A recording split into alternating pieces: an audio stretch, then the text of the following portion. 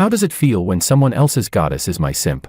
The school belle, Willow, had been clinging to me for 5 years. I finally decided to give it a try with her. Unexpectedly, the very next day, I came across a post made by her simp childhood friend. The post read, 10 years of unrequited love has finally come to an end. The goddess is in a relationship now, but not with me. Between her and me, everything was filled with cruel twists of fate. The closest we ever got stopped at that farewell kiss. Letting go of 10 years of feelings feels truly strange. I can't bear to part with it. Yet I'm happy that she has found her own happiness. If the one who gave her that piece of candy back then had been me, would the person she fell in love with have been me instead?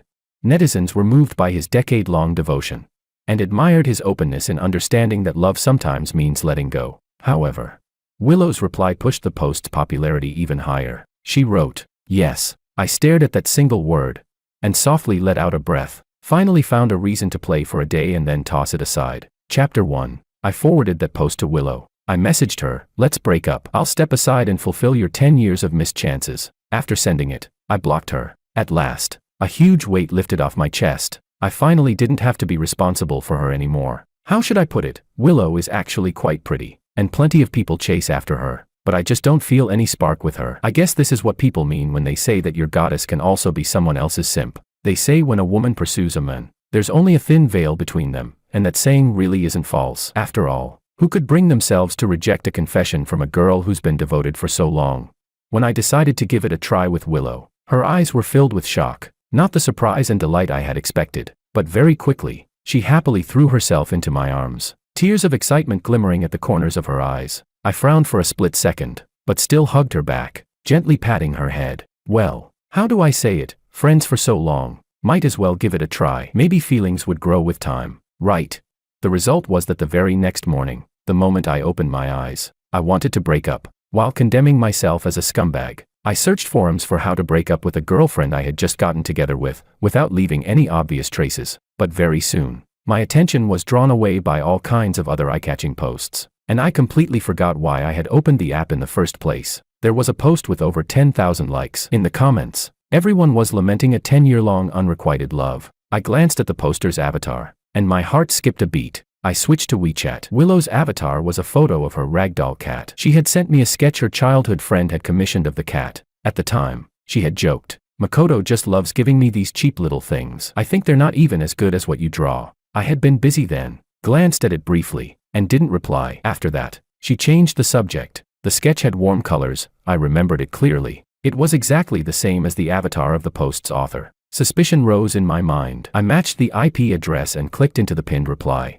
The published content was empty, but her favorites were all restaurants Willow had once shared with me. I froze for a moment. This confirmed it. The person was my girlfriend, whom I had just started dating, and the one who made the post was my girlfriend's childhood sweetheart. They had missed each other, carrying 10 years of youthful pain and regret. Truly lamentable. Could I, such a kind-hearted person, really stand by and watch this regret happen right in front of me?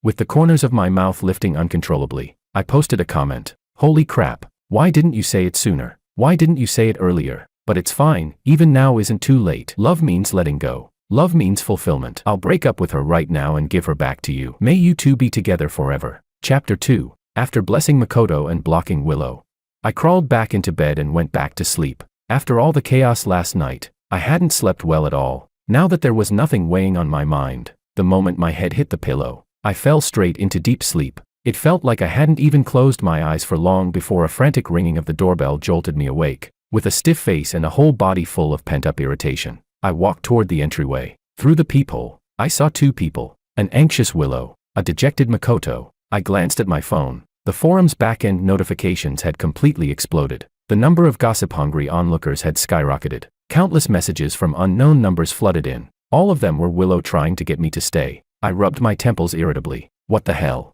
After all that suffering finally paying off, shouldn't you be off somewhere kissing each other instead of coming here to cry like it's a funeral? The people outside switched from ringing the bell to pounding on the door. Willow shouted, "George, it's not what you think. The one I've always liked is you. I'm begging you, can you please not break up with me?" The moment she yelled that out, I almost pictured myself stepping outside later and facing my neighbors' strange looks. Would they gossip behind my back, whispering, "That's the scumbag, got her and didn't cherish her, just played with someone else's feelings." A chill ran straight down my spine. I yanked the door open and snapped, "Shut up." Willow's eyes lit up instantly. She said, "George, I brought Makoto here to explain things to you. There's nothing between us, he's just my childhood friend." Makoto clenched his fists, his face pale. Forcing a smile, he nodded and said, "Yes, just childhood friends." As for me, my attention was fixed on something else, my damn neighbor, who was slowly opening a crack in their door. Chapter 3. I didn't want to bring the two of them inside. I was afraid that if they got too worked up, I'd end up as tomorrow's news headline. So we stayed at the doorway, letting the neighbor listen from behind the corner of their door. I said, "All right, are you done talking? Anything else?" I hurriedly lowered my voice and urged, "If there's nothing else, just go." "Okay, I'm begging you." Willow looked even more miserable than I felt. With reddened eyes, she grabbed my sleeve and pleaded, "Can we not break up? This is all a misunderstanding. Makoto doesn't like me anymore. There's nothing between us. There really won't be anything. We grew up together. I've only ever seen him as a brother. If there were anything between us." It was such a classic line that I couldn't help but jump in. "If there were really something between you two, you'd have been together long ago. What would that leave me for?" Willow was left speechless. Makoto's face turned even paler. He stared blankly at the floor, then suddenly spoke up. "Right, I don't like Willow anymore." That single sentence stunned Willow. Her expression darkened, and there was even a trace of grievance hidden in it. She pressed her lips together, forced out a faint smile, and said to me, "You heard that, right, George? There's nothing between us. I've liked you for so many years, you should know how I feel." I leaned against the doorway, observing the subtle expressions between the two of them. "What a deeply tragic love story," I asked. "The kind of nothing that involves kissing." Willow frowned and looked at Makoto. "He kissed me while I was asleep. I had no idea about it at all." Makoto lowered his head, gritted his teeth, and said, "Yes, it was this year, on her birthday. She drank too much. When I was taking care of her, I stole a kiss. She didn't know. I had been at Willow's birthday party this year too. It was lively. Lots of friends came. She was as clingy as ever, and people kept teasing about our relationship. So after giving her my gift, I found an excuse and left." A flash of insight hit me. Thinking of a line from that post, I said, "Willow, you only like me because of a piece of candy. Whoever gives it to you, you'll like them." And after getting together with me, you still replied like that to Makoto. Doesn't that mean he's not completely absent from your heart? A glimmer of hope flashed through Makoto's eyes. Willow immediately denied it. "No way. I said that just to comfort him. How could I possibly be interested in a simp like him?" The next second, enough. Makoto's shout was even louder than when I told her to shut up earlier. The neighbor's door even shook. Willow looked at Makoto in shock. Makoto took a deep breath, looked at me, and said with a face full of resolve, Makoto, will never see Willow again from this day forward. If I ever have a future with her, may I die a horrible death." "Young Master Wong, are you satisfied now?" I said with a face full of black lines. I said, "We're breaking up." He closed his eyes and said with intense emotion, "If you are satisfied, then from now on, love her well, cherish her, stay with her, take good care of her. She really, really likes you." Makoto didn't look at Willow even once. He turned around and left. Willow stared at his back for a long time, completely dazed. I couldn't hold it in anymore. I said, "Holy shit, does he not understand human language?" That made Willow turn back to me. Her eyes were red, her voice hoarse. She choked out, "So, George, are you satisfied now?" I took a deep breath and said, "All right, fine. I'll lay my cards on the table. I'm done pretending. The breakup isn't entirely because of Makoto's post. The real reason is that I don't really like you, and you're not at least a little into Makoto, are you?" I step aside. "You two get together, 3 wins. Everyone's happy. Isn't that right?" Willow instantly stopped crying. Her face darkened completely. "What did you say? You don't like me?" I had originally thought I could avoid exposing myself as a scumbag. I nodded weakly and said, "Yes, even though I'm no saint. What you and Makoto did, carrying on behind everyone's backs, wasn't exactly admirable either. You're much of a muchness. The pot shouldn't be calling the kettle black. Let's just turn the page and move on," Willow said in disbelief. "You're saying, you don't like me?"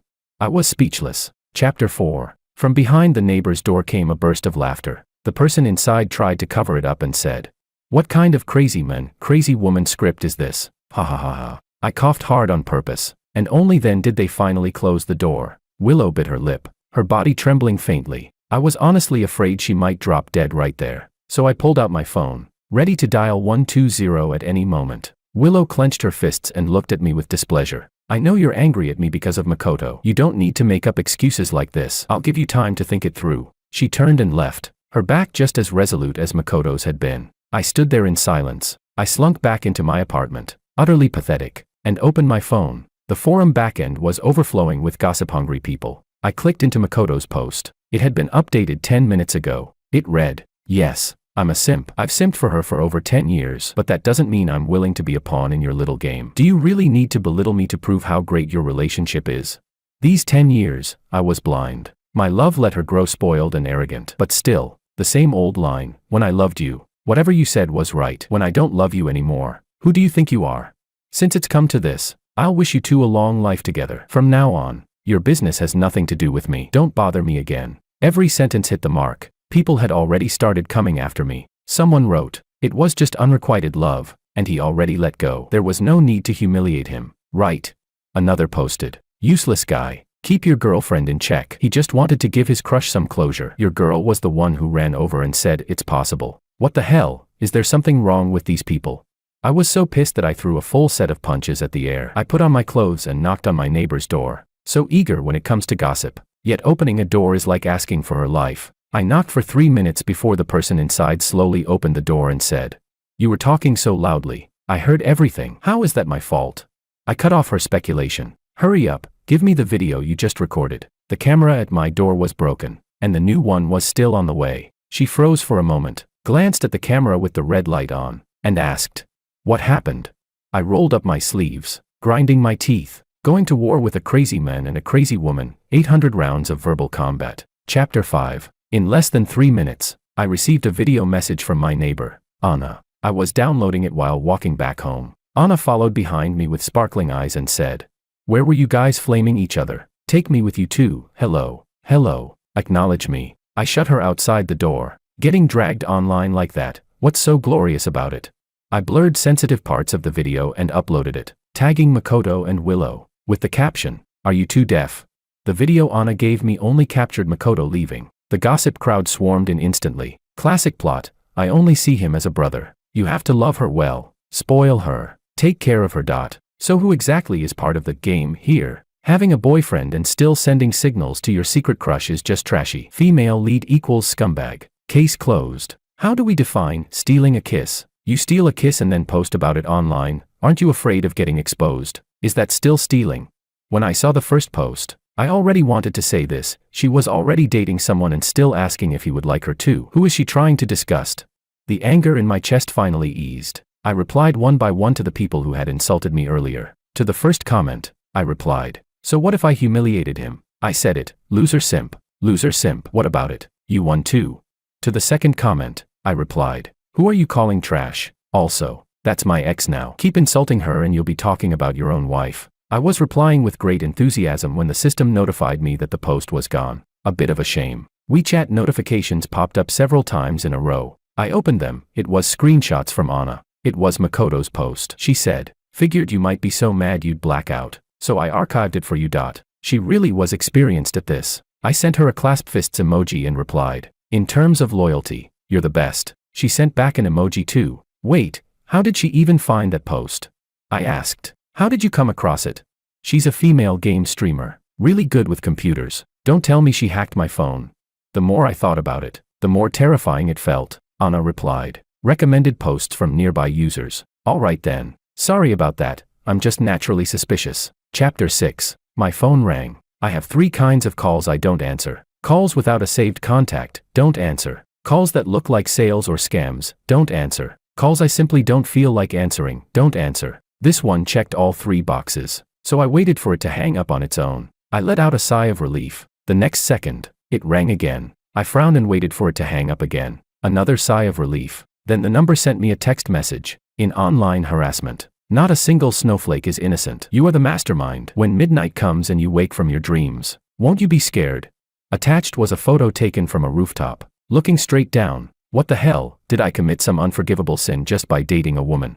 Women are bad luck for me. I immediately pulled Willow out of my blacklist, screenshotted the message, and sent it to her. Your simp is about to jump off a building. Then I called the police. That photo had a recognizable landmark in it. It wasn't hard to locate the place. After changing clothes, I headed out and ran into Anna, who was going out to throw away the trash. She was dressed in her live stream outfit, covered her mouth in surprise, and said, "What kind of day is it today? The basement dweller is coming out of his cave. I'm a hardcore homebody. I work from home and maybe go downstairs a few times a month. With an expression like I'd just eaten shit, I said, I'm going downstairs, but not by stairs, and not by elevator. Anna looked thoughtful. Batman. I quickly headed toward the elevator and said, I'm not the one flying. Someone's about to jump. Anna carried the trash and followed closely behind. Who? That, secret crush bro. Or, yes sis. I pressed the elevator button and said, Secret crush bro. I frowned. What kind of stupid nickname was that? Why did I even repeat it? Anna got into the elevator with me and directly pressed B1. I looked at her in confusion. You're throwing trash in the garage? She shook her head. What's more important, trash or a human life? I'm going with you. I glanced at her. Watching drama was practically written across her forehead, but I didn't call her out and let her sit in the passenger seat. She tossed the trash into the back seat, urged me to floor the gas pedal. I arrived first. On the rooftop, Makoto was sitting at the edge. I spoke nervously. Secret crush bro, no. Makoto, a real man never lacks women. Is it really worth it for one woman? Makoto gazed into the distance, let out a bitter laugh, and said, Do you know how long I've secretly loved her? 10 years. How many 10-year stretches does a person even have? And yet these 10 years of feelings have turned into my humiliation. Do you know how much of a clown I felt like when I realized the goddess I chased for 10 years liked you, and yet you didn't cherish her at all? What I begged for, you treated with utter disdain. 4 or 5 years. I watched her love you so humbly for 5 whole years, and you still didn't get together with her. So I waited and waited, hoping she'd finally let go of you and look back at me, but then you changed your mind. You got her so easily, and my hope completely collapsed. I licked my lips. What would a basement dweller know about saying pretty, comforting words? I nudged Anna with my elbow. She nodded at me and gave me a firm, determined look. Hope ignited in my heart. Then I heard her say, What you're waiting for now is for her to turn around and see you. If you jump, what you'll be waiting for is her visiting your grave every year. I was full of question marks. Makoto's back stiffened. Anna spoke the cruelest words in the gentlest tone. She said, If you stay alive, you get to watch your goddess date someone else. If you die, when she and her boyfriend visit your grave, they'll say, This guy died because he couldn't get her. And by the way, she'll get to show off how charming she is, so charming that men would die for her. After that, her boyfriend will place a bouquet of flowers for you, this loser, and tell you what you couldn't have. I'll take good care of for you, bro. Is that what you want? Chapter 7. Makoto fell silent. So did I. When Anna was about to speak again, I grabbed her hand and pleaded with my eyes for her to stop talking. Chapter 8. Willow finally arrived. She stopped a few steps away. Not daring to get too close, she said, Makoto, calm down. Don't do anything stupid. Her panicked, fearful voice stirred the atmosphere all over again. Makoto's desolate eyes were filled with sorrow. He let out a sigh and said, Liking you for 10 years was the stupidest thing I've ever done. Willow's eyes reddened. Yes, it's my fault. Makoto, can you come down first? Okay. Makoto closed his eyes and shook his head with deep, exaggerated affection. I can't walk out of those 10 years. Do you know what they call me? A clown, a simp. My unrequited love has become my disgrace. I slowly shifted my position and saw that the police had already set up an air cushion downstairs. I finally let out a sigh of relief and watched Willow and Makoto pull at each other verbally. Willow sobbed. Don't care about what other people say. It's not your fault, it's mine. If only I had known earlier that you liked me. Makoto looked at her and asked, Then you wouldn't have liked George, and would have liked me instead? Willow glanced at me with a conflicted expression and didn't answer right away. Holy shit, why are you looking at me at a time like this? Willow lowered her gaze, wiping away her tears as she said, I would sit down and have a good heart-to-heart talk with you. I closed my eyes. Inside, I was praying to every deity I could think of. Getting tangled up in this kind of bad luck would seriously give me nightmares. The police came up and started communicating with Makoto. At some point, Anna sidled up next to me and poked me. She's so understanding. I've decided to rename her Miss So Understanding. I ignored her. She glanced at me and couldn't help but snort with laughter. Hey, why are you such a coward? He's not going to jump. I covered Anna's mouth immediately, terrified that Makoto might hear and get provoked. I said, Saving a life earns you 7 layers of merit. Don't become the last straw that breaks the camel's back. Anna's eyes curved as she held back laughter. Under my hand, I could practically feel her shaking. Makoto, however, was burning with rage. He shouted at me, George, you're happy now, aren't you? Hearing her swear loyalty to you, aren't you thrilled? Now I was really anxious. I shot back.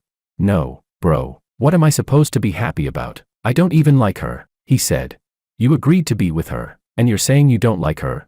My face twisted bitterly. It was my fault. I was completely, utterly wrong. Chapter 9. Fine, I'm a scumbag. I'm guilty. I deserve karmic retribution. I immediately started climbing toward the rooftop edge, only to have Anna grab my pant leg. She almost yanked my pants right off. She said, "Have you cleared your phone's browsing history before jumping?"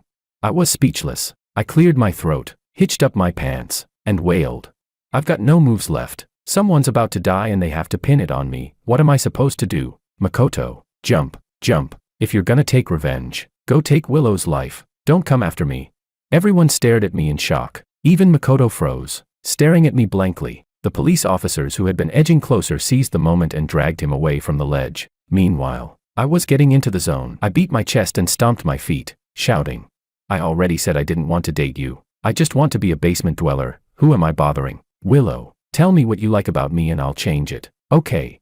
Willow looked at me, her voice trembling. "It's been 5 years. Haven't you liked me even a little?" She looked pitiful. That was exactly the look that had softened my heart back when I decided to give it a try. I said with difficulty, "I like Lolis." And Willow had a cool, aloof look, nothing cute about her at all. I said, "I'm a shut-in." "Willow likes traveling," I said. "I don't like interacting with strangers." "Willow likes clubbing and going to parties," I said. "Interacting with high-energy people, your glow is intense enough to dry me into jerky." "Willow can hike a mountain, then go to a temple fair, and still go karaoke with her girlfriends at night," I said. "Willow, we're really not compatible. I've told you so many times, I don't like going out, and I don't like you. I don't want to get involved between you and Makoto. But it's been 5 years, and you just don't get it. I delete you. You cry to your girlfriends and play the victim. Then your girlfriends come one after another to accuse me of hurting you. I really don't want my private life exposed in public. It feels like streaking shamelessly. Please let me go. I just want to be a rat crawling around on the internet." The light in Willow's eyes completely died out. Makoto looked at me, then at Willow. As the light faded from her, it seemed to surge into him instead. He suddenly became animated and said, "Willow, don't you get it yet? Look at the woman next to him. She's so pale, slim, and youthful." I was speechless and glanced at petite Anna. Willow snapped back to herself, her face flushing red as she questioned me. "So you dumped me because you already have a mistress?" Holy shit, what a master of interpretation. I was really about to explode. I laughed in sheer anger and said, "No, are you two idiots, even human?" Anna grabbed my arm, frowned, and waved her hand at me. "Don't say it, don't say it." Before I could speak, she dragged me away. Willow chased after us, sniffling as she said, "I don't care. If I didn't agree to break up, then it doesn't count. I can forgive you once, but do you know, I get hurt too. I feel sad too. Sincerity gets worn down bit by bit. One day I'll become numb to you, and I won't want you anymore either. When that happens, it'll be too late for you to regret it." My head was about to split open. I cursed. "Willow, do you even understand human language? Are your ears stuffed with dog hair?" Chapter 10. I was wrong. I was really wrong. I used to think simps were pitiful. Now I think that getting no response and still clinging on desperately is just plain sick. One Makoto, ready to live or die over a woman. One Willow, wanting to have it both ways, playing the victim while demanding everything at the same time. I couldn't help but think of the female-oriented romance novels Willow often shared with me, stories where an unfeeling scumbag man breaks up, then regrets it so deeply that he self-destructs to win the love back, only for the strong female lead to coldly say, "I don't want you anymore." And I always wondered, if the guy never liked her in the first place, why would he suddenly regret it for no reason? How did she manage to stay ambiguously entangled with Makoto on one hand, while playing the innocent victim on the other? While sitting in the car, so angry my stomach hurt, Willow sent me messages again. She wrote, "People who betray sincere feelings will swallow 10,000 needles. You know that. Yuri, just letting Makoto's situation affect your judgment right now. I'll wait until you calm down. Stop saying you don't like me. I don't believe it. Who's that woman next to you? She looks like a plucked chicken. If you have a girlfriend, you should keep your distance from other women, don't you know that?" I was angry to begin with, but when I saw Anna being called a plucked chicken, I couldn't help laughing. She's like me, barely goes out. Skin so pale it practically glows. Laughing, I said. "She says you look like a plucked chicken." Even though I tried to hold it back, Anna still caught the schadenfreude in my tone, annoyed. She grabbed my phone and sent a voice message. Rolling her eyes, she said, "You old fossil, you'd probably chip your teeth just trying to eat. George likes little Lolis like me. After that, she tossed the phone back to me and said quickly, "Hurry, block her, suffocate her." Willow only managed to send a single question mark. I blocked her at lightning speed, blocked everywhere, not a single platform left out. I didn't forget Makoto either. After thinking it over, I decided not to delete that post, just hide it. Those two nutjobs might try to flip the script later. After driving for a while, Anna kept glancing at me, clearly wanting to say something. I said, Spit it out. She snorted softly. You've made up your mind to break up with Willow? I stared straight ahead and nodded. Of course, she asked. No chance of getting back together? I replied. I'd like to live a few more years. She smiled faintly, then asked. Then what about the future? Do you still want to date? I thought about it, then said decisively. No dating. Women are bad luck for me. The smile on Anna's face disappeared. After a while, she said. Actually, not every woman is like Willow, unable to understand human language and messing around with someone else at the same time. We were waiting at a red light. I looked at her and said. I wasn't carpet bombing everyone. She pressed her lips together slightly and sighed. All right, but judging by how she is, she's probably going to keep pestering you. What are you going to do? My temples throbbed. My head hurt. She asked, puzzled. Why is she so obsessed with you anyway? I stared ahead and let out a quiet sigh. I said. That goes way back. Chapter 11. I became a transparent person starting in high school. I didn't like being noticed. Didn't like speaking in front of others. Group activities were the most painful thing for me. Back then, there were 2 people in the class who didn't fit in with the crowd. One was me. The other was Willow. I isolated myself on purpose. Willow, on the other hand, was isolated by others. Her family wasn't well off. Her clothes were worn. She looked undernourished, thin and small. During the long break, when everyone else went outside to move around, only the 2 of us stayed in the classroom. Her hypoglycemia flared up. She fainted on the floor while going to get water. With only the 2 of us there, if something happened to her, I would definitely be questioned. In that instant, I bolted over and caught her. Her eyes were unfocused, her lips pale, trembling. She muttered. Food. I had a bottle of lemon candies in my pocket. I poured them into my palm like spilling beans and stuffed them into her mouth. I said. Classmate, please don't die. At that time, I hadn't even remembered Willow's name yet. Her unfocused gaze slowly landed on me. After a while, other classmates came in, and Willow's condition improved a bit. Someone notified Makoto. Makoto rushed into the classroom and took her from me. I let out a huge sigh of relief. No trouble for me. I could go back to being my transparent self in peace. For the rest of that year in high school, I had no idea Willow had a crush on me. I would only occasionally feel a prickling sensation on my back, like being stared at. Then, after the college entrance exam ended, she confessed to me. It was completely out of nowhere. I turned her down gently. I stayed in the same city for college. Willow went to the same university as me, and she stuck to me for 4 years. During those 4 years, she changed drastically. She started wearing makeup, socializing, dressing up. In her sophomore year, she was even selected as the campus belle. The once unremarkable ugly duckling became a dazzling presence. She never hid that the person she liked was me. That was extremely uncomfortable. If the campus belle liked me, I wouldn't just feel a prickling on my back. It felt like thorns coming from every direction. I turned her down politely, then directly. I said we weren't suitable, said I didn't like her. Willow would grow dejected and say it was fine to just be friends. As a friend, she shared her life with me. If I didn't reply, she'd say pitifully, can't we even be friends? If I deleted her, she'd cry to her girlfriends, and they'd come one after another to accuse me of hurting her. I became numb. Whatever. A year after graduation, I stayed home working as an illustrator, taking commissions online, barely going out. Willow often asked me to go out and have fun. I rejected her 10 times out of 10. Just looking at the high-energy activities she shared on her social media made me feel exhausted to the point of death. There was no way I could go out with her. Only this year, on her birthday, I couldn't bring myself to refuse again and went to see her once. But those friends were way too enthusiastic. Some even started cheering us on to get together. They meant well, but the problem was, the campus belle liked me, and I didn't respond. That made me look incredibly ungrateful. So after giving her the gift, I found an excuse and left. That one outing required me to recuperate in bed for an entire week to recover. But my early departure hurt Willow. She came to my place, stood at my door, looked up at me with watery eyes, and asked pitifully, "Did I trouble you?"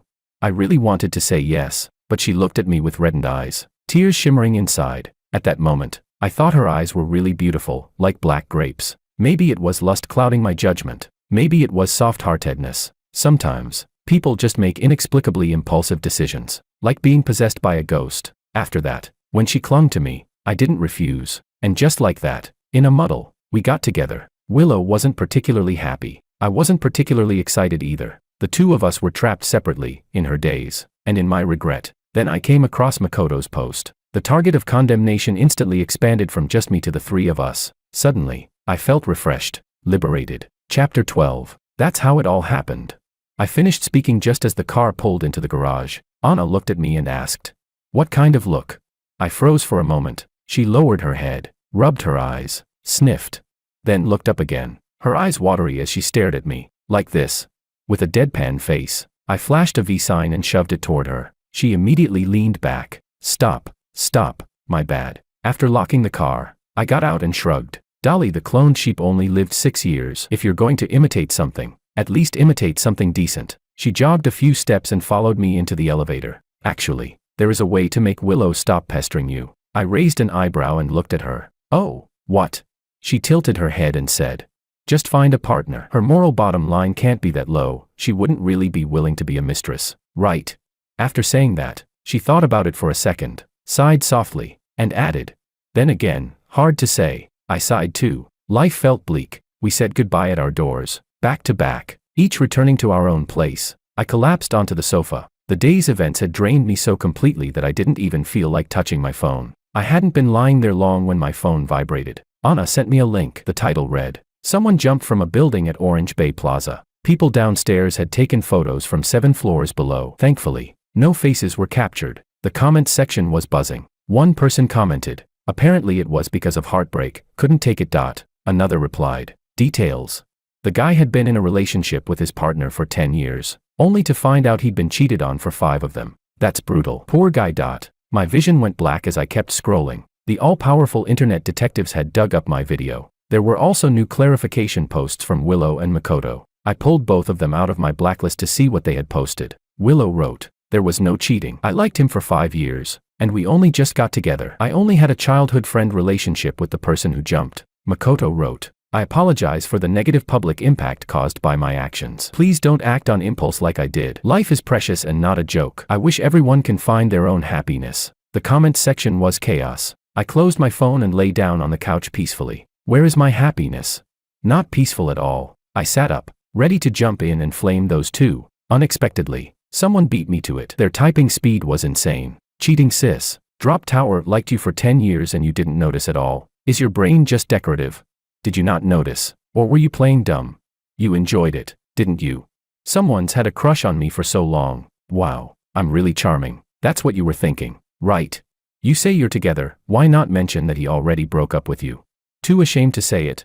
Or just shameless? Look at you, acting so innocent. Quit pretending to be a white lotus. You only know how to morally blackmail people with a conscience. Try that on someone else and you'd get slapped twice, minimum. Cheating sis. You and your childhood sweetheart are a perfect match. One simped for 5 years, one for 10. Want me to organize a simp competition for you two? Locked you two together forever. I threw the key into a septic tank. Go fish it out yourselves if you want out. My eyes spun. My mouth slowly fell open. Chapter 13. I give up. Anna flamed people without switching to a burner account. Chapter 14. She was using her streamer account. Now her viewers had wandered over too. Someone commented, Streamer, no stream today. So you came here to fight injustice instead? Streamer, what's your relationship with the male lead? Someone else posted, wow, full firepower, feels like a mortal enemy on the other side. I feel like Anna's got something going on. Is she trying to take this one out so she can move up herself? Luckily, Anna isn't very famous. Not many fans joined the fun. While attacking Willow, she still had the leisure to reply to her viewers. She posted, today I'm a righteous passerby. Can't I speak up for someone just because I'm not related? I, dumb fish, swear on my conscience that I don't know the people involved. None of your business. You talk too much, shoo. I switched to WeChat and asked Anna, won't this affect your account?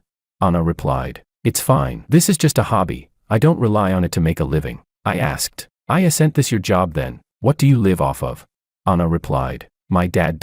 I froze. She added, my dad collects rent. I was speechless. Thinking about myself, painstakingly building up followers, diligently updating commissions, and still getting reported from time to time. I hate capitalists. Before this, I only knew she was a game streamer. I didn't know her account. I clicked in, only 3,000 followers. Most videos had double-digit likes. Tragic. I went and gave her latest video a like. After exiting, Willow updated her post again. She wrote, I know I was wrong. Cry. JPG, I had poor boundaries. I didn't make things clear with the simp and said things that caused misunderstandings, which made you not want me anymore. But I really don't want to break up. The only person I like is you. Can you give me one more opportunity?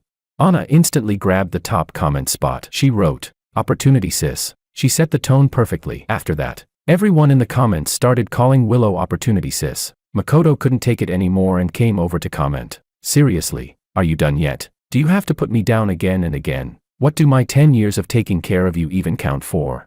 Anna jumped into Makoto's comment thread to stir things up. Counts as you loving being a simp. Willow replied to Makoto. I'm sorry for your feelings, but my heart can only hold one person. Anna kept piling on. Sorry sis, I replied to Willow. No chance of getting back together. A good ex should be treated like they're dead. I'm begging you, can you stop resurrecting in front of me?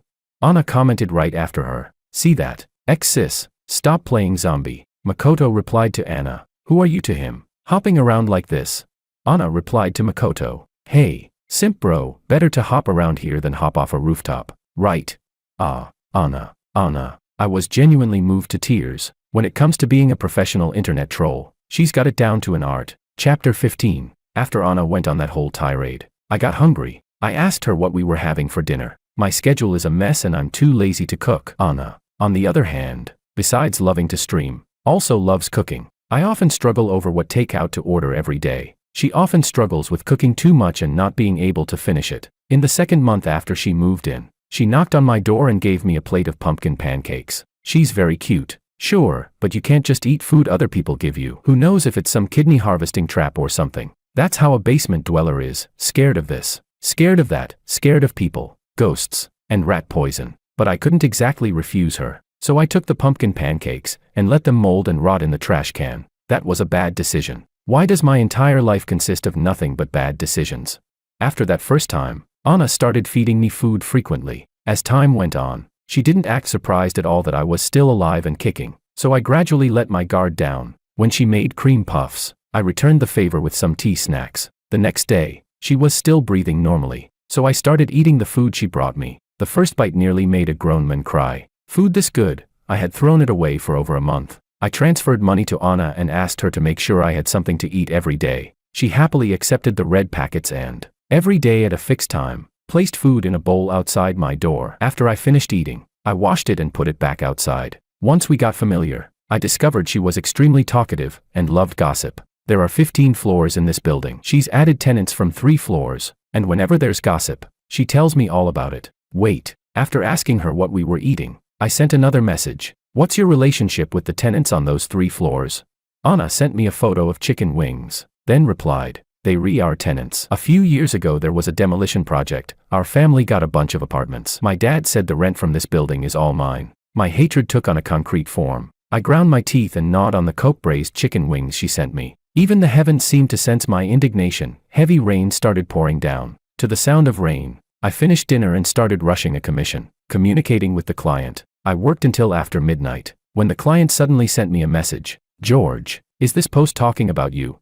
My heart skipped a beat. A bad feeling surged up. I clicked into the post. A stranger's account had tagged my main account. I'm waiting for you downstairs. Waiting for you to change your mind. Chapter 16. Willow knows what I do for work, but my main account was hidden very carefully. I never told anyone about it the moment I created it. I cautiously turned off every possible friend recommendation setting. So how did Willow find it? How long has she known? This woman is meticulous and calculating. She cannot be allowed to stay. I pulled Makoto out of my blacklist and messaged him. Willow is downstairs at my building. She's about to get soaked to death by the rain. Makoto replied instantly. Get lost. Get lost. Get lost. Why should I care about her? Stop bothering me.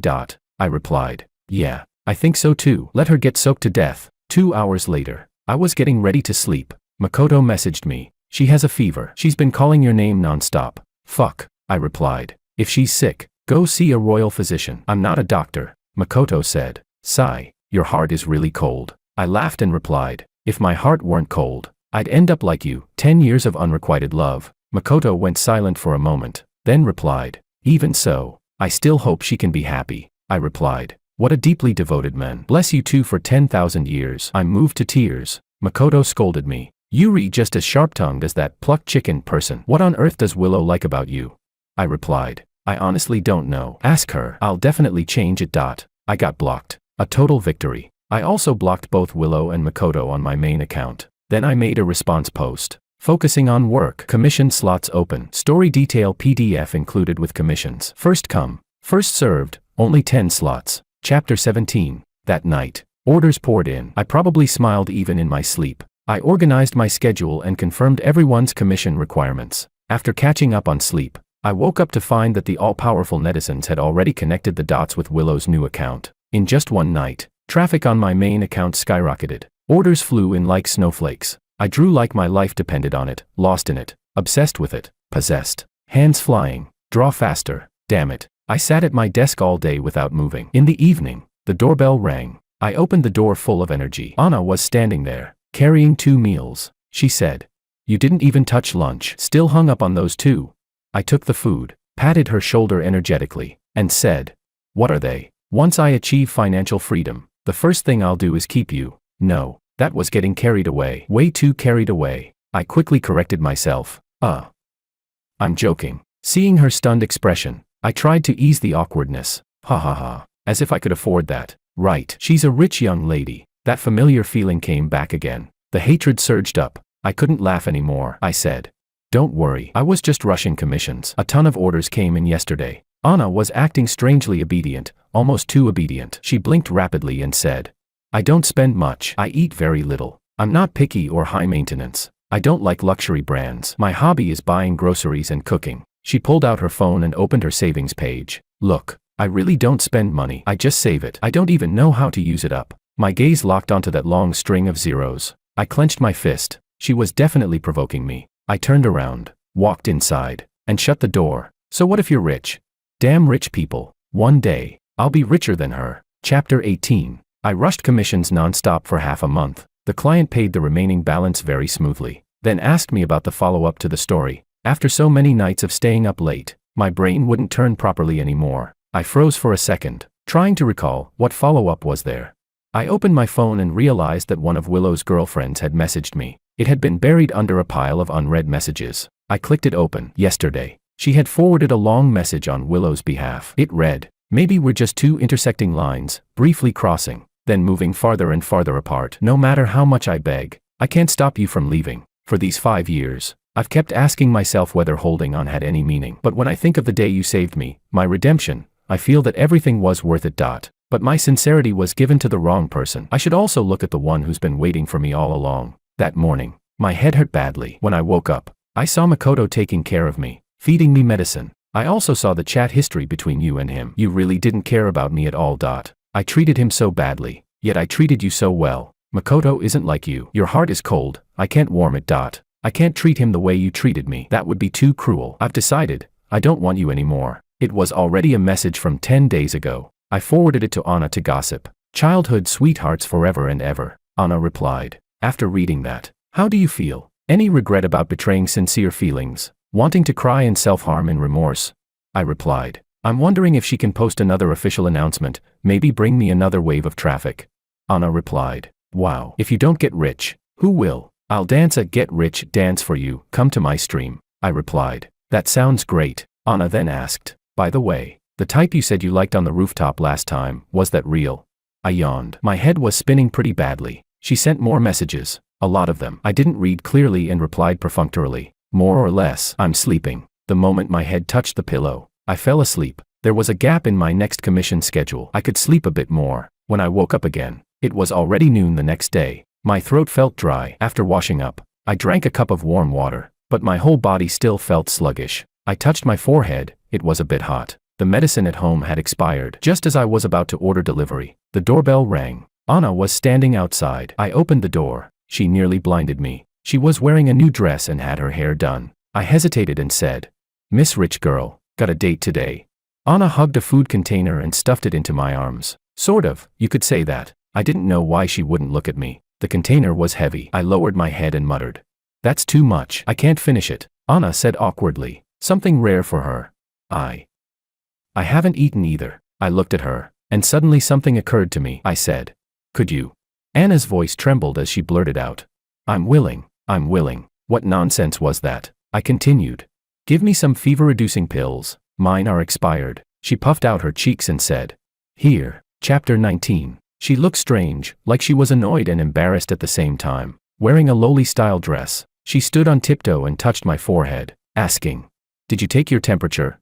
I brushed it off. "No, just feels a bit off." Her hand was a little cold, and it actually felt pretty nice on my forehead. I shook my head slightly. She said, Wait for me a moment. Leave the door cracked. I nodded and carried the food container inside. I set it on the coffee table and sank into the sofa. My whole body relaxed. I closed my eyes. The door opened, then closed again. The sound of the kettle boiling reached my ears. Suddenly, something cold touched my ear. I instinctively tried to lift my head. She said, "Hold on, taking your temperature." With a series of beeps, the cold sensation went away. Anna said in surprise, "You really do have a fever." She squatted down and shook my arm. "Don't sleep yet. Eat a bit first. Okay, you can take the medicine later." She opened the food container, took out the dishes, found a bowl, and scooped rice from the container. I ate a few bites. I'd originally wanted to say I had no appetite, but once the food hit my mouth, my appetite suddenly came back. Anna sat to the side, propping her chin up with one hand, staring at me blankly. I suddenly became a little more clear-headed and awkward. She seemed to sense it too. Her cheeks flushed as she pulled her gaze away, stood up, packed the food container, and even washed the bowl.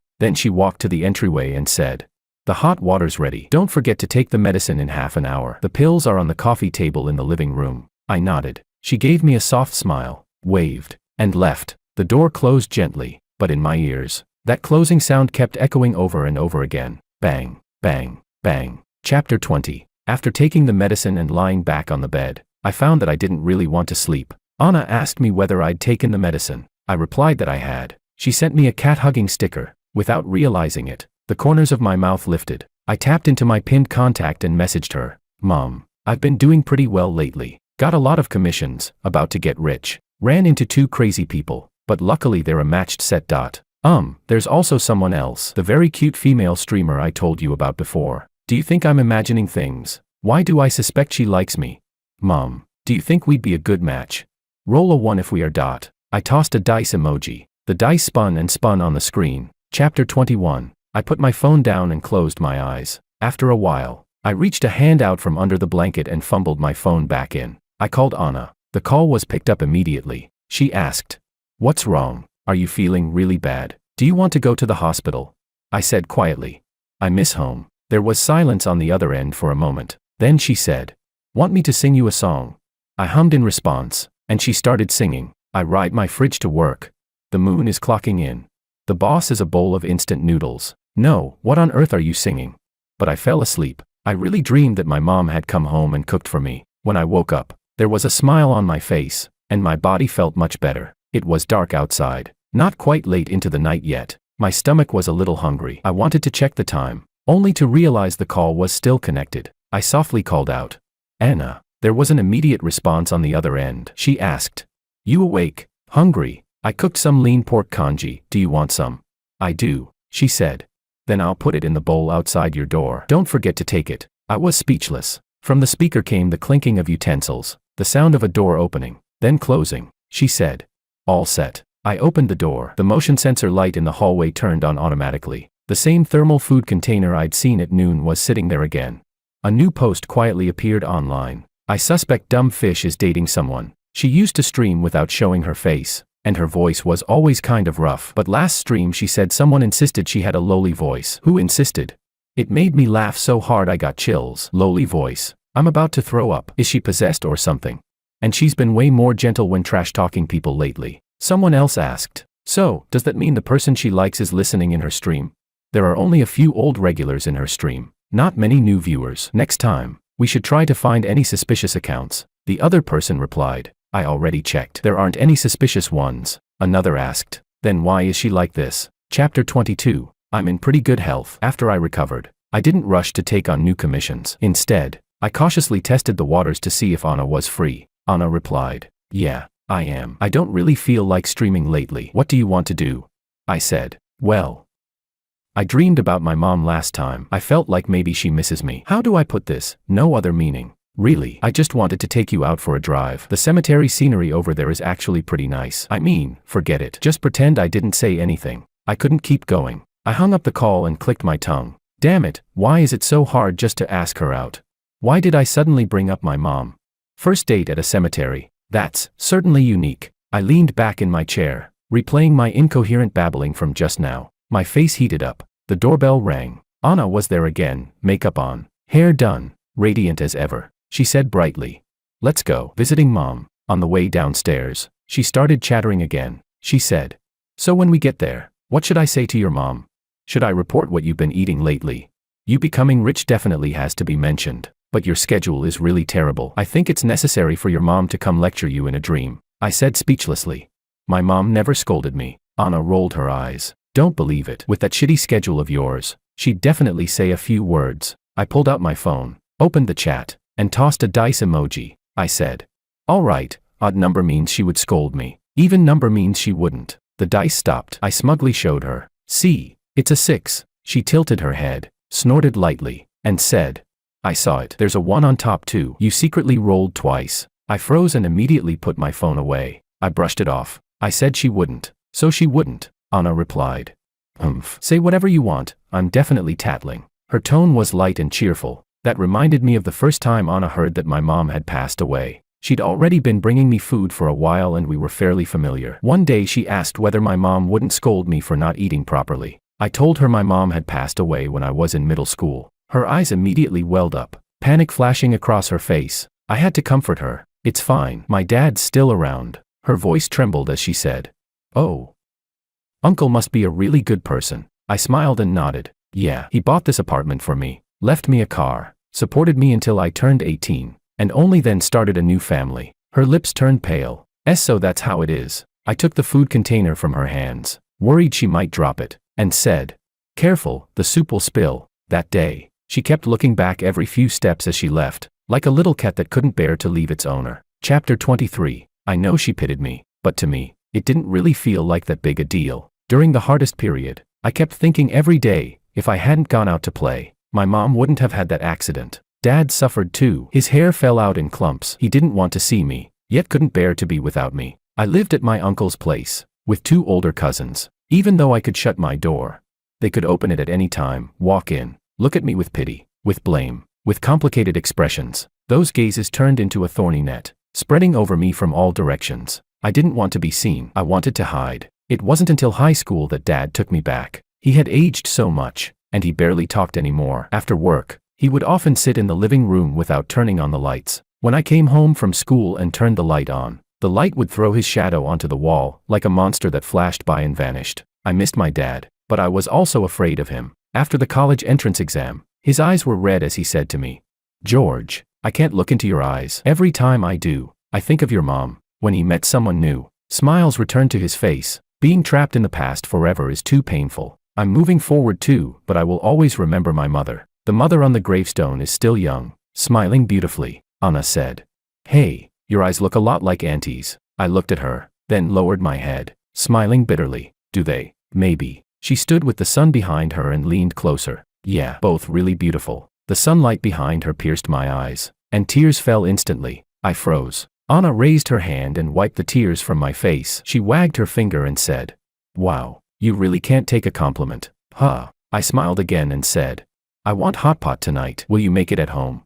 She blinked, the corners of her lips curving up slightly. Of course, I can make anything. Then tonight, we'll go to Anna's place for hot pot. Chapter 24. A few days later, the forum backend started flooding nonstop with tags and private messages. Both my main account and burner accounts were getting hit. I pulled Makoto and Willow out of the blacklist and clicked in to watch the drama. Sure enough, it was another post by Makoto. The person I simped for 10 years turned out to be nothing special after I finally got her.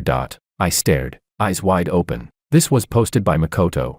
He wrote, I really did simp for her for 10 years. I don't know whether she knew I liked her, but she definitely responded to my efforts. So I believed that sincerity would be met with sincerity, that as long as I persisted, one day she'd turn around and see me. Facts proved I was wrong, completely, utterly wrong. Once she got together with the person she liked, she spared no effort denying our past, as if I were a cockroach, a pest, a harmful virus, disgusted by my very existence. That's when I felt disappointed, but I wasn't willing to accept it. Were all her responses to me just my imagination? Her choice finally woke me up. People telling me not to be a simp hit me like a bolt of lightning. She wasn't unaware of my crush, she enjoyed my care, tacitly allowed my feelings to boost her sense of charm, while at the same time displaying her true love for someone else. This bitch used me. I was furious, but I didn't expose it. I pretended to be the same considerate person as before, stayed by her side, took care of her when she was sad and miserable. Sure enough, she agreed to be my girlfriend. At first she was still thinking about her white moonlight. Ridiculous. Did she think I couldn't tell? But I endured it. because I knew she hadn't really fallen for me yet. Until she truly did, until she fell hard. Just yesterday, I took her down. She said she was willing to marry me and wanted to be with me for life. Heh, as if she deserves it. I slept with her and then dumped her. Doesn't she like being emotionally abused? Now I'm doing it too. Goodbye. You're just average. Willow's post was still pinned at the top. She wrote, "Please don't abandon me. Don't break up with me. Okay." I excitedly forwarded everything to Anna. Anna, one sentence can truly enlighten a person. Anna replied. She's actually, wait sis, waited for you. Then kept waiting for, revenge bro. I laughed so hard I almost choked. Another tag popped up in my notifications. It was Anna tagging me, in her post. She wrote, "No meddling, already happy." Someone commented with a screenshot that read, "I, dumb fish, swear on my conscience that I don't know the people involved." Anna replied, "What does dumb fish swearing have to do with me, Anna?" Then another comment appeared. "Oh, I'm not trying to stir things up, but I've never seen this account in her live stream. A few days ago her voice was that gentle. Everything she said sounded sweet and sticky, and she was even twerking. Who was she fishing for? I'm really not trying to start drama, but when her boyfriend isn't in the stream, she's still acting all coy and affected. Shouldn't she maybe pay attention to that? Again, not trying to start drama." Chapter 25. I took a screenshot and went to ask her about it. Coincidentally, she sent me the same screenshot at the same time. I asked, "What did you say in your live stream?" Anna replied, "Which alt account did you use? Hurry up and throw it in and slap her in the face." I was full of question marks. Anna was also full of question marks. After a while, she sent me a screenshot of her own chat history. Anna had said, "By the way, the type you said you liked on the rooftop last time, was that real? Shy.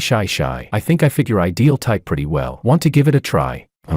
I was just saying it casually. Don't overthink it. Now that you know my account, you can come watch my stream. Tips aren't necessary. It's fine if you don't come either. Besides eating, we can also talk sometimes. If you don't want to be discovered, you can use an alt account. And my reply back then was, "Yeah, I'm sleeping." Anna replied, "Happy JPG." She was happy way too early. At the time, I hadn't paid attention to what she was saying at all. My brain was full of sleep. Feeling a bit guilty, I changed the subject. "I want braised pork today," Anna replied. "Then let's go downstairs together later and buy groceries at the supermarket." I replied, "Happy JPG." Going out was actually kind of interesting. Good for exercise, good for resting my eyes, and with a sweet girl for company. Tonight, I'll go into her live stream with my main account. Extra. After getting together with Anna, my life didn't change much. My daily routine was still the same: sleeping, eating, working. The difference was that when I did these things, there was often someone coming to bother me, to keep me company. Both of us have terrible schedules, but she's slightly better than me. She ends her stream at 12 and goes to sleep. I, on the other hand, stay up late. After she got together with me, she also started staying up late. People really do pick up bad habits that easily. Staying up late makes you hungry. And then she learned to make quite a few late-night snacks. 3 months after we got together, the two of us gained 5 pounds each. Anna has a bit of appearance anxiety. After her face put on a little flesh, she kept worrying that people would call her a fat fish head, and she started pacing nervously up and down the stairs. I thought she was climbing stairs to lose weight. In the 4th month, she linked her arm with mine and asked me to accompany her upstairs. I said, "Even if it's the landlord's place, it's still not very appropriate to go in like this, right?" She had already opened the door. She said, "They moved out a long time ago. This place hasn't been rented out again. I just had someone come clean it up recently." I stepped inside and froze. Different areas inside were filled with different kinds of fitness equipment. A treadmill, dumbbells, a hula hoop, a stationary bike, and some things I didn't even recognize. Her eyes sparkled as she said, "So, this place has been turned into a gym. From now on, we don't have to worry about getting fat even if we eat late-night snacks." I was silent for a moment, then said, "You mean, this apartment that's twice the size of my place is used just for us to work out?"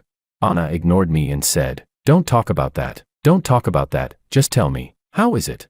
I stroked my chin and said it was indeed pretty nice. Anna was clearly in a good mood. She excitedly picked up a little teddy bear plush from the equipment, spun around the room, and said, "Have you seen my little bear?" I blurted out, "Nope, never seen it. I'd been scrolling too many overused memes lately." As soon as I said it, I realized, damn it, my mouth was faster than my brain again. I awkwardly glanced at her, hoping she hadn't understood what I meant. Anna froze for a second, pressed her lips together, and said, "I'll go check over there." If you ignored the fact that she suddenly started walking with both hands and feet on the same side, and that she went from a fair-skinned, pretty white chicken to a flushed, Red Orleans roast chicken. You really wouldn't be able to tell that she'd understood. After realizing that, my face also slowly started heating up. We silently finished touring the gym, then went home. That strange atmosphere still wasn't broken, until we went downstairs and arrived at our respective doors, when she suddenly called out to me, her cheeks flushed, and said, "Well, do you want to see it?" "See what? See what?" "Don't say things that'll get flagged by content moderation." I said, "That might not be a good idea." Damn it, my mouth was fast again. She hadn't even said what she wanted me to look at, and I answered like that. I had to save it. So I said, "If you really want to show it to me, then it's not like I'm completely against it." My face heated up. I wanted to kneel down and beg my own brain to stop thinking about that kind of junk. She said, "Then I'll go back and get ready." Anna finished saying that at lightning speed and slipped inside. I stood at the doorway for a while, admitted my true inner self, then I went back to my room, took a shower, and brushed my teeth. I didn't know what Anna was preparing. She still hadn't come over. Like a thief, I opened a web page, clicked into a premium title, and appreciated it for a bit. There was no air conditioning on in the room, but I felt like I was about to start smoking. We'd been together with Anna for 4 months. We'd hugged, kissed, and I'd even taken cold showers, but we'd never gone all the way. I was nervous. She was a little scared too. I'd seen her search history before. Will I be disliked the first time? How can I make a man unable to get enough of me? How can I make a man more obsessed with me? A girl's first-time anxieties, all handed over to her phone. At that moment, the tension in my heart faded a little. I started observing her body lines. I told myself I was doing this purely to improve my professional skills. This was serious business. When she streamed, I would sit beside her and stare at her. Her curves were graceful. When she streamed, her fingers glided over the keyboard, long, slender, nimble. Her smile was sweet, but her tone would often slip because she couldn't keep it cute, suddenly bursting out with a few lines of her local dialect. Then she'd cover her mouth and laugh lightly in a remedial move, turning soft and gentle again. My gaze moved from her fingers to her lips. Anna didn't have thin lips. When she spoke, as her lips parted and closed, I could see the tip of her tongue inside. Then my eyes slid inch by inch down along her neck. In the end, my gaze was probably far too blatant. Anna pressed her lips together, her voice trembling as she said, "Forget it, forget it. Let's stop here today. No stream, no stream." I watched her through the entire stream like that. When she ended the stream, she clamped her legs together and didn't move. Normally, at this point she'd immediately run over and sit on my lap asking for cuddles. But tonight, she didn't move. I patted my thigh and said, "Why aren't you coming over yet?" She spun her chair around, eyes dodging, and said, "Why is it always me going over? Can't you come over instead?" It sounded provocative, but that sticky, soft voice was more like she was acting spoiled. Of course I indulged her, so I went over. But when I got close, I felt the air itself was slightly damp. I subconsciously sniffed. She hurriedly kicked against the floor and slid her chair backward, nearly bouncing away. I grabbed the armrest of her chair and said, "Hey, why are you running?" She blinked rapidly, then turned her head away, presenting her red ears to me. She said, "You're so bad. Go back a bit." It made me look like a pervert. If I didn't play along, I'd be letting her shyness down. So I cupped her face and kissed her. Her skin was scorching hot. Confused, she hurriedly pushed me away. She said, "I'm going to sleep now. Hurry up and go back." I said speechlessly, "What? You're kicking me out?" She pushed me by the back and drove me out of her place. I was a little annoyed at first, but then I remembered her flushed expression, and it clicked. I called her. She didn't answer. I called again. Still no answer. I kept calling. She picked up. Through the faint electric hum, I heard her breathy, drawn-out voice. She said, "Husband, what's wrong?" Pinching my own thigh to hold back laughter, I asked, "Feeling good now?" She snapped and hung up the phone. I laughed so hard I collapsed onto the bed. The door opened. My memories were cut short. Anna walked in wearing a nightgown and sat down by my bed. I stared at her without blinking. She took my hand and guided it under her clothes, eyes sultry like silk threads, and said, "How do you want to look? With a night this long?" Of course I was going to look thoroughly. Such a delicacy. Eat it, eat it.